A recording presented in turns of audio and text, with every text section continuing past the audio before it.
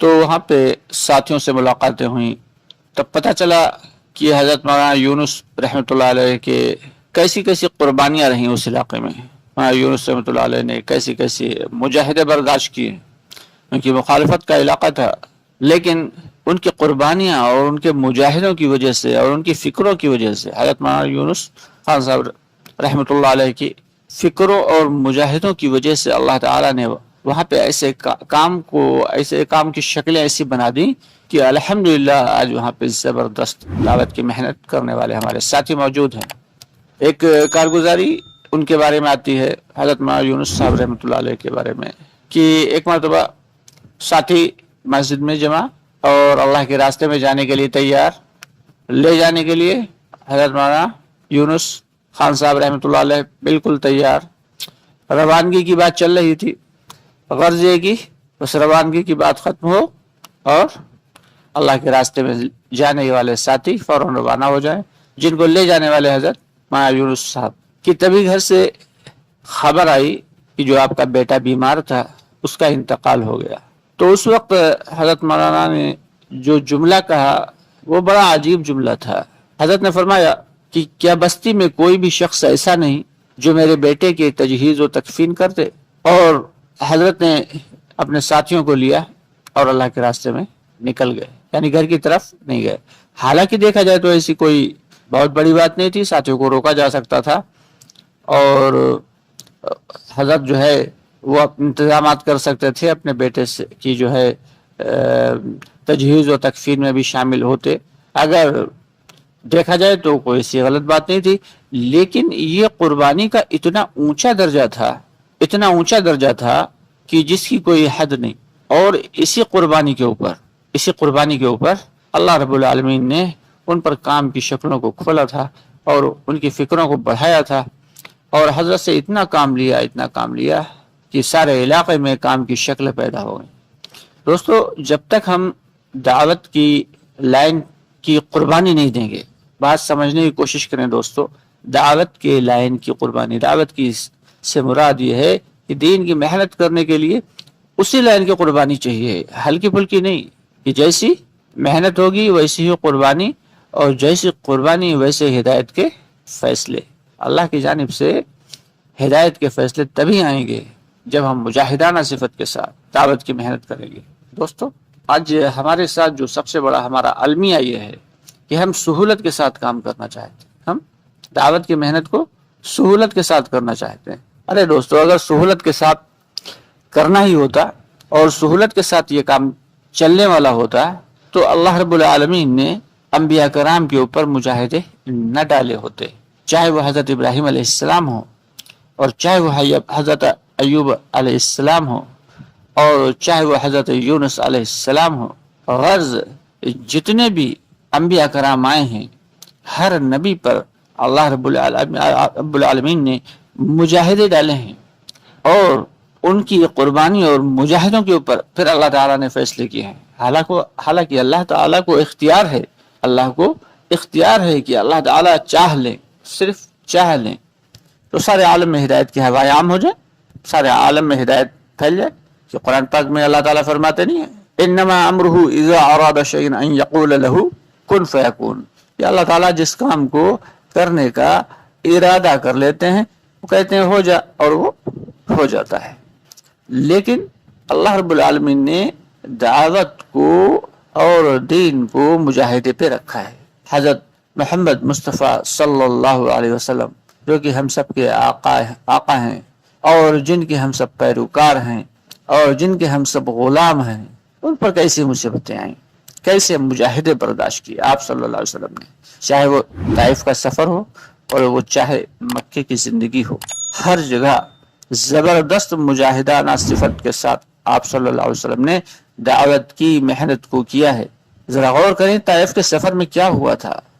کہ جب طائف کے سفر میں گئے تھے حضور پاک صلی اللہ علیہ وسلم دعوت دینے کے لیے، تو ان 3 سرداروں نے، قبیلہ ثقیف کے ان 3 سرداروں نے جو بچوں کو لگا دیا تھا پیچھے، جن بچوں کو انہوں نے کیسے پتھر مارے تھے آپ صلی اللہ علیہ وسلم کے جسم اطہر کے اوپر. اور سننے میں تو دوستو بڑا ہلکا پھلکا لگتی ہے یہ بات، لیکن ذرا غور کریں کہ پتھر جب بدن پہ لگتا ہے تو صرف چوٹ لگتی ہے، خون نہیں بہتا ہے۔ اس سے ثابت یہ ہوتا ہے کہ وہ پتھر نکیلے رہے ہوں گے اور نکیلے پتھروں سے مارا ہوگا ان لوگوں نے، جس کی وجہ سے آپ صلی اللہ علیہ وسلم کا خون مبارک بہ رہا تھا اور خون سے جوتے نعلین مبارک بھر گئے تھے۔ اتنا خون، تھوڑا بہت نہیں کہ بس 2-4 قطرہ، اور آپ صلی اللہ علیہ وسلم اپنے خون کو اپنے ہاتھوں میں لے رہے تھے کہ بدن سے گرتا ہوا خون کہیں زمین پہ نہ گر جائے، کیونکہ جس جگہ نبی کا خون گرتا ہے اللہ تعالی وہاں پہ عذاب بھیج دیا کرتے ہیں۔ کیسی محبت تھی آپ صلی اللہ علیہ وسلم کو اپنی امت سے اور امت کے لوگوں سے کہ ایمان نہیں لائے ہیں بلکہ پریشان کیا ہے، بلکہ ظلم و ستم ڈھائے ہیں۔ اس کے باوجود آپ صلی اللہ علیہ وسلم اپنے خون کو اپنے ہاتھ مبارک میں لے رہے ہیں کہ کہیں خون زمین پہ نہ گر جائے اور ان پر عذاب اللہ تعالیٰ نہ مسلط کر دیں۔ نعلین مبارک بھیگے ہوئے ہیں اور بھرے ہوئے ہیں اپنے ہی خون سے، بھاگ رہے ہیں، بھاگتے بھاگتے تھک جاتے ہیں اور پھر بھاگتے ہیں، اور بچے دوڑا دوڑا کے اور پتھروں کی بارش کر رہے ہیں۔ کس لیے؟ صرف دعوت کی محنت کے لیے، دین کی محنت کے لیے، یعنی انہی کے فائدے کے لیے گئے اور وہی ظلم و ستم ڈھا رہے ہیں۔ کتنے افسوس کی بات ہے دوستو کہ ہم دعوت کی محنت کو سہولت پہ لے رہے ہیں۔ دوستو دعوت کی محنت سہولت پہ کبھی نہیں آئے گی، سہولت کے ساتھ کریں گے تو ثواب تو ملے گا، اجر تو ملے گا، لیکن اس کا اثر نہیں ہوگا۔ اور اگر مجاہدانہ صفت کے ساتھ کریں گے تو اجر بھی ملے گا اور اس دعوت کا اثر بھی ہوگا، اس دعوت کا اثر بھی ہوگا، اس سے ہدایت بھی پھیلے گی، اس سے دنیا میں عافیت بھی پیدا ہوگی اور دنیا میں خیر آئے گی۔ لیکن اگر دعوت کی محنت ہم سہولت کے ساتھ کرنا چاہیں تو دوستو یہ کام سہولت کا نہیں ہے۔ اس لیے ہم سب کو یہ ارادہ کرنا چاہیے اور کوشش کرنا چاہیے کہ ہم دعوت کی محنت کو مجاہدانہ صفت کے ساتھ کریں۔ ہاں وہ ساتھی جو بالکل نئے ہیں ان کی تو بات الگ ہے، ٹھیک ہے، انہیں تو سہولت پہ رہنے دیں کہ اپنے حساب سے کام کر لیں، جتنا وقت ملا اتنا لگا دیں۔ لیکن جو پرانے ساتھی ہیں، جو وقت لگائے ہوئے ساتھی ہیں، جو ساتھیوں کو لے کے چلنے والے ساتھی ہیں، وہ جب تک اپنی قربانیوں کو بڑھائیں گے نہیں، جب تک خود قربانی کا زینہ نہیں بنیں گے، قربانی کا زینہ نہیں بنیں گے، زینہ، تب تک جو ہے وہ کام کی شکلیں وجود میں نہیں آئیں گی، کام کی شکلیں وجود میں نہیں آئیں گی۔ دوستو ہمیں قربانی کا زینہ بننا ہے، قربانی کا چبوترا نہیں بننا ہے کہ بس جتنا ہو کر رہے ہیں اتنا کافی نہیں بھائی، ہمیں تو اپنی قربانیوں کو بڑھانا ہے، ہمیں اپنے مجاہدوں کو بڑھانا ہے، ہمیں اپنی فکروں کو بڑھانا ہے، ہمیں اپنے کام کو بڑھانا ہے۔ اسی سے پھر اللہ تعالی ہدایت کی ہواؤں کو عام فرمائیں گے۔ آپ سے گزارش ہے کہ ہماری باتوں کو زیادہ سے زیادہ بھائیوں تک پہنچانے کے لیے شیئر کر دیا کریں، تاکہ ہمارے بہت سارے دعوت کے ساتھی ایسے ہیں کہ جن تک دین کی اور دعوت کی محنت کی صحیح شکل اور صحیح وجہ نہیں پہنچ پاتی، اور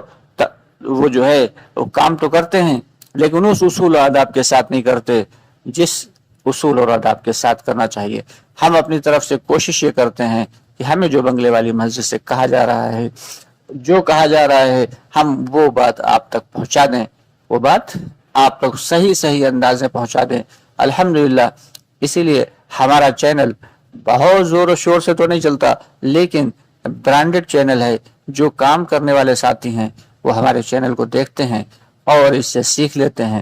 اور اللہ تعالیٰ کا شکر ہے کہ ہم نے یہ چینل صرف اور صرف اللہ کی رضا کے لیے ہی شروع کیا ہے، اور آپ سے دعا ہے کہ اللہ تعالیٰ ہم سے راضی ہو جائے اور سارے دعوت کی محنت کرنے والے ساتھیوں سے راضی ہو جائے، اور ہمارے تمام بھائی بہنوں کی دعوت کی محنت کرنے کی توفیق عطا فرما دے۔ دوستو میں ہوں یوسف ملک اور آپ دیکھ رہے ہیں دعوت جنت کا راستہ۔ اس کے ساتھ ہی دوستو اجازت چاہیں گے، دعاؤں کے ساتھ اجازت چاہیں گے کہ اللہ تعالی ہم سب کے حال پہ رحم فرمائے، مرتے دم تک دعوت کی محنت کرنے کی توفیق عطا فرمائے۔